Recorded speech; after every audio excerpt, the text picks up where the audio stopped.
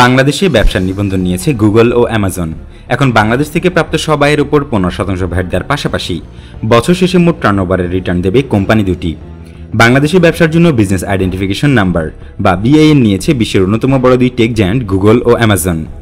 নন residential প্রতিষ্ঠান হিসেবে প্রথমবারের মতো জাতীয় রাজস্ব বোর্ড বা এনবিআর থেকে গত সপ্তাহে এই দুটি প্রতিষ্ঠানকে বিআইএন দেয়া হয়েছে।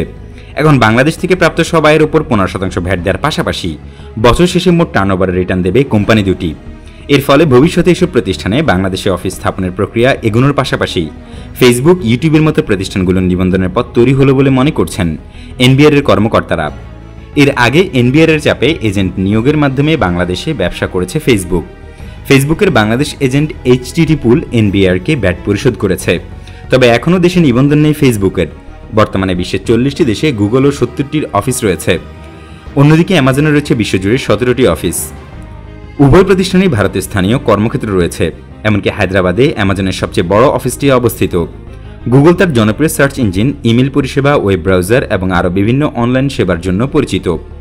2020 সালে গুগলের $181 বিলিয়ন রাজস্বের বিরাট অংশ এসেছে এর মালিকানাধীন বিজ্ঞাপনের পরিষেবা গুগল অ্যাডস থেকে।